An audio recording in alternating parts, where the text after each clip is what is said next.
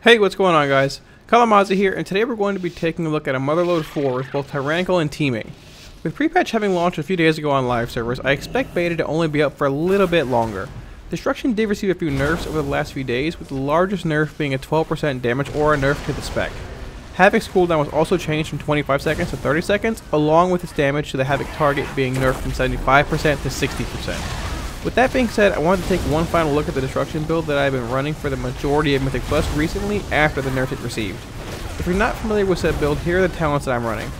If you guys want to take a closer look at the logs in the run, or interested in the weak ore I'm using here, I'll have a link to both in the description below. One thing that I wanted to mention about the Motherlode is that there's a great deal of trash present, which means a good bit of it is actually skippable. By clearing out most of the trash at the start, you're able to use a failure detection pylon or a soul stone to skip all the trash after the second boss and the third boss, which makes the dungeon much quicker than it would actually seem. As this is a Mythic Plus run, I did leave all the trash pulls in, as trash is a very important part of Mythic Plus, but if you do not want to see the route we take, I will have timestamps in the description below as well for each boss kill.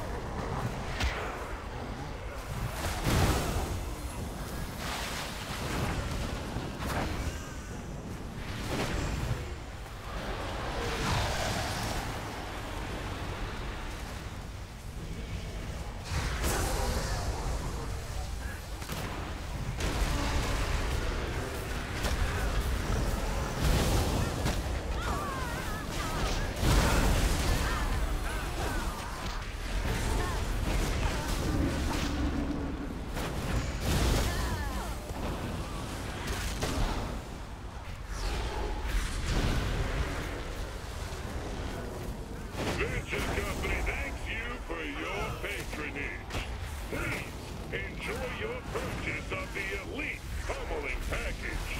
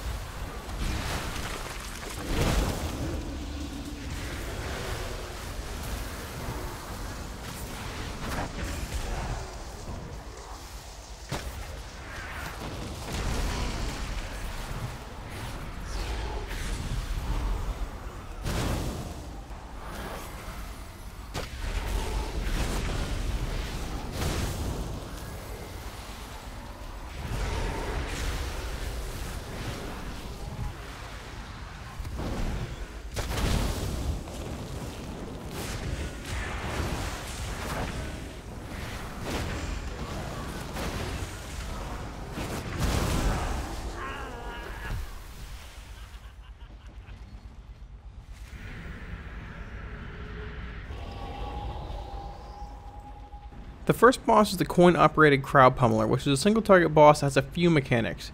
You need to be aware of the direction of his frontal smash when cast, as it deals a tremendous amount of damage if you're caught in it. He also periodically throws small mines on the ground that need to be kicked back at him to prevent them from exploding. They also give a huge debuff to him that increases his damage taken, which is a huge plus on Tyrannical and higher keys. Lethal force authorized. Damaging this unit violates the terms of use. Voltage increased.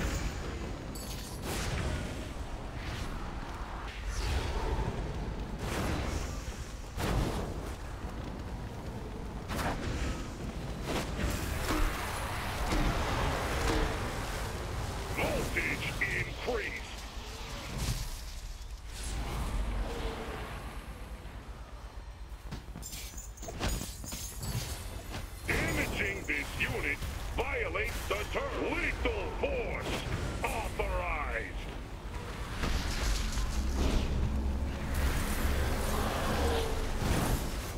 Voltage increased. Systems failing. The Warrior finished in first at 12k DPS, followed by us at 10.3k and the Windwalker Monk at 9.6k. The breakdown shows Chaos Bolt as our main source of damage, followed by our Infernal, Conflagrate, Channel Demon Fire, and then Immolate. Our Infernal's damage is a good bit higher here than normal as well, due to the increased damage taken debuff on the boss, coupled with the movement the boss demands.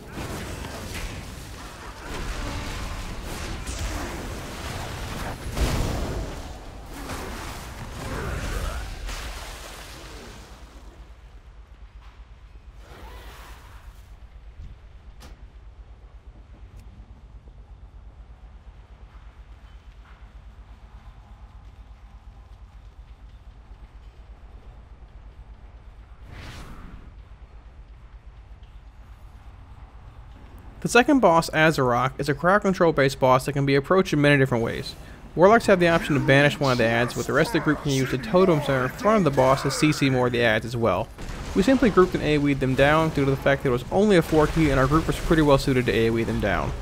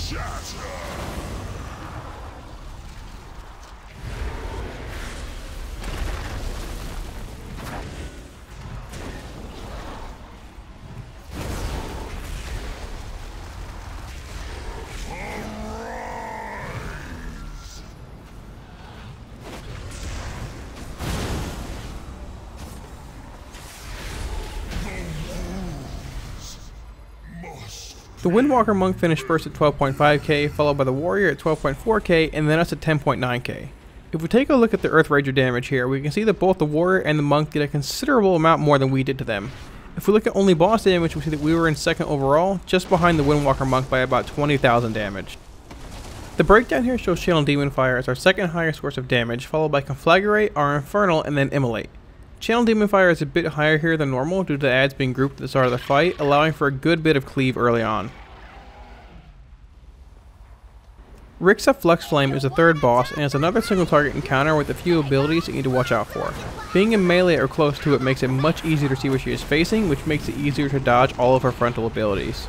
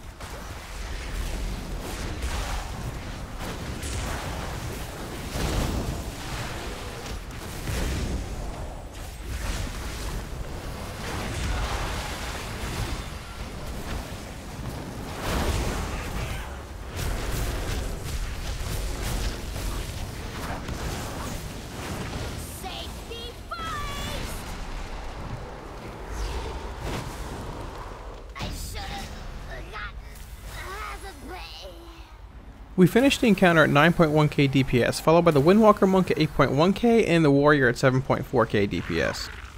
With it being a pretty linear single target encounter, the breakdown is pretty close to what we would have seen in similar encounters. Conflagrate is our second highest source of damage, followed by our Infernal, Channel Demon Fire, and then Grimoire of Sacrifice, which narrowly beat out Immolate.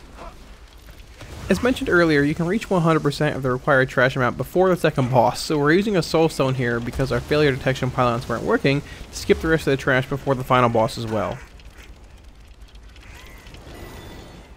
Mogul Razdunk is the final boss in the Motherlode. He's a 3-stage fight. In the first and third stage, he takes a normal amount of damage and the party has to deal with the homing missile ability as well as a few other AoE based mechanics. In stage 2 he spawns 2 adds that need to be killed, and the player targeted by Mogul needs to stand next to the pillars he spawns from the ground. Doing so causes him to smash into them, and once he does 3 times, he enters phase 3, which is pretty much the same as phase 1, where you actually kill the boss.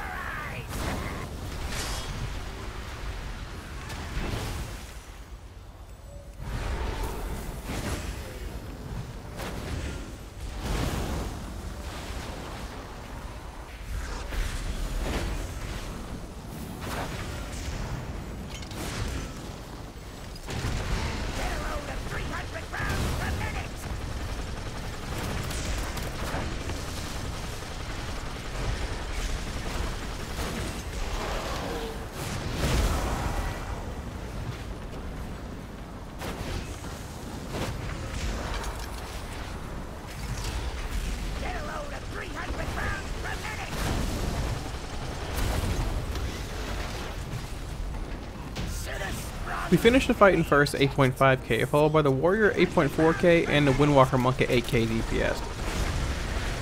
The breakdown for Mogul shows Incinerate as our second highest source of damage, followed by Conflagrate, Immolate, and then Grimoire of Sacrifice. Our infernal damage is a bit lower here than normal due to Mogul entering phase 2 pretty quickly, not allowing it to deal all of its damage. Incinerate, Conflagrate, and Immolate are also higher here than normal due to the adds in phase 2 and the use of Havoc for a good portion of phase 2 as well. The overall trash damage in the run has the Windwalker in first, unsurprisingly, at 10.9 million damage, followed closely by us at 10.65 million damage, and the Tank and Warrior at roughly 9 and 9.5 million damage respectively. The trash breakdown shows Cataclysm as our main source of damage, and by a good bit. Channel Demon Fire was next at almost 2 million damage, followed then by Immolate and Chaos Bolt. With Cataclysm applying Immolate to all the mobs it hits, it leads to some pretty crazy shard generation on larger trash pulls. Opening on Cataclysm into Channel Demon Fire, Havoc, Conflagrate, and then 2 to 3 Chaos Bolts leads to some very strong AoE burst and strong 2-target cleave, even after the Havoc nerfs. Overall, this is the build that I have been happiest with in beta, and the one that I'll be running in BFA, barring any changes in Mythic Plus's Destruction. As far as the recent nerf to Destruction, you really can feel the damage nerf when you open on Cataclysm into Channel Demon Fire, and also at times when you're able to Havoc 2 mobs with 4 or more shards stored. The initial nerf it received with changing the second target's damage taken to 75% from 100% was most likely needed, as having Havoc deal 100% damage to 2 targets, along with its reduced cooldown, felt amazing but seemed a bit too strong. I believe in a sense the nerf from 75% damage to 60% damage can be justified as well, but the increased cooldown duration it received in our most recent nerf really feels, well, honestly just bad. There have been so many times where you're transitioning from one pack to another in the sequence of Cataclysm into Channel Demon Fire, and then starting your Havoc window is just no longer an option. While 5 seconds might not seem like a massive increase, it really does lead to you having to manage your Havoc usage much more than before. There are plenty of times where I just did not want to use Havoc with 2 or 3 mobs at 30% health so that I could just have it off cooldown for the next pack. I do understand that Havoc was probably too powerful in its initial form, but I think nerfing the damage to 75% and then 60% was enough tuning. One of the main areas of praise that Blizzard had received when it came to Destruction was the reduced cooldown on Havoc, and seeing it reverted to the way it is currently in Legion, with the damage nerf as well honestly, is really unfortunate. I do hope that it is reverted back to its 25-second cooldown in BFA, and that this recent tuning was just for pre-patch, but I have a feeling that that's just not the case. Overall though, I still feel that Destruction is in a good place for Mythic Plus heading into BFA. You can really feel its 12% damage aura nerf on trash a bit more than you can on boss encounters, but I think most of us knew that there was some sort of nerf coming to Destruction, though I will admit I did not think it would be this big. The toolkit that Destruction brings to Mythic Plus is still very strong however, and Warlock still provide a great bit of utility in Mythic Plus as well, so we definitely have that going for us heading into BFA. Thanks so much for watching guys. I hope this gave you all a much better look at Destruction at Mythic Plus and BFA. I will be releasing videos pertaining to both Affliction as well as Demonology's final Mythic Plus builds in the coming days, so be sure to check back if you're interested in seeing those. If you guys want to see more WoW BFA content, remember to smash those like, share, and subscribe buttons as your support really helps. Thanks so much guys, and I'll see y'all really soon in Battle for Azeroth. Peace.